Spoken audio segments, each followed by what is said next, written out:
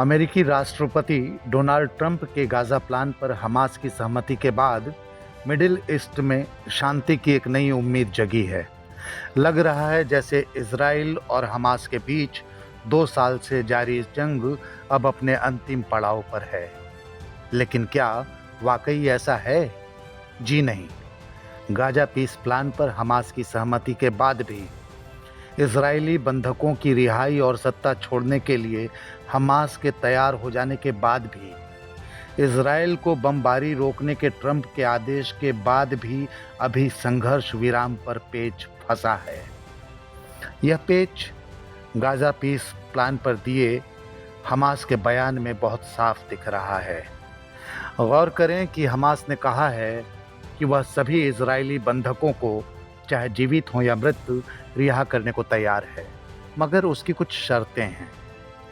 Hamas ने युद्ध समाप्ति और इजरायली सेना की पूर्ण वापसी की पहली शर्त रखी है। हमास ने भले कहा कि गाज़ा की प्रशासनिक जिम्मेदारी वह स्वतंत्र तकनीकी विशेषज्ञों की फिलिस्तीनी संस्था को सौंपने के लिए तैयार है, लेकिन यह संस्था अरब और इस्लामी समर्थन से चलेगी, यह हमास चाहता है। इसके अलावा हमास ने अपने बयान में हथियार छोड़ने का जिक्र नहीं किया है, जबकि यही ट्रंप के गाज़ा पीस प्लान का मेन पॉइंट है। हमास के बयान से साफ है कि ट्रंप के 20 पॉइंट वाले गाज़ा प्लान में उसे झोल नज़र आ रहा है। इसलिए हमास ने कहा कि गाज़ा के भविष्य और फिलिस्तीनी अधिकारों के मुद्दे पर और बातचीत ज़रूरी है। अगर इस पर कोई बातचीत होगी तो हमास इसमें पूरी जिम्मेदारी के साथ शामिल होगा।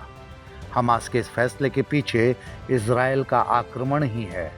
हमास को लगता है कि अगर उसके लोग हथियार डाल देंगे तो पूरी दुनिया में मैसेज यह जाएगा कि हमास युद्ध हार गया। ट्रंप के पीस प्लान में गाज़ा के लिए प्रस्तावित नए शासन में हमास और उसके लोगों की कोई भूमिका नहीं दिख रही है। हमास ने इस मसले पर फिलहाल चुप्पी साध रखी है। हमास ट्रंप के इस पॉइंट को स्वीकारेगा या नहीं, यह भी अभी साफ नहीं है। हमास गाज़ा के इजरायली सेना की पूर्ण वापसी चाहता है, जबकि ट्रंप की योजना में चरणबद्ध वापसी और एक बफर जोन का प्रस्ताव है।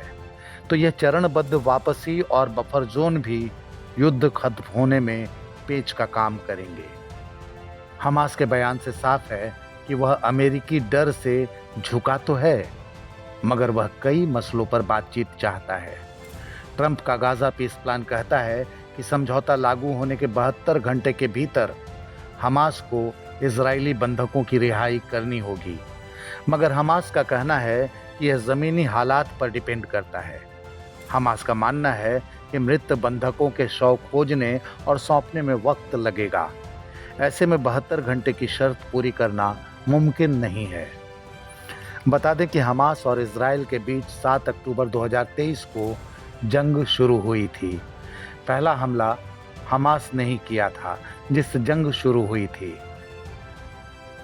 इस युद्ध में अब तक 40,000 से अधिक फिलिस्तीनी मारे जा चुके हैं और 1,200 इजरायलियों की मौत हुई है।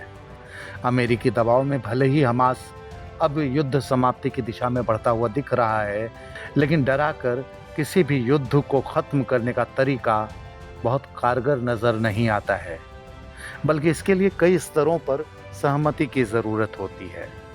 जाहिर है, गाज़ा में शांति की बहाली के लिए हमास की सहमति के बाद युद्ध में जो बफर जोन बना है उसका सही इस्तेमाल हो तो इजराइल हमास युद्ध खत्म हो सकता है।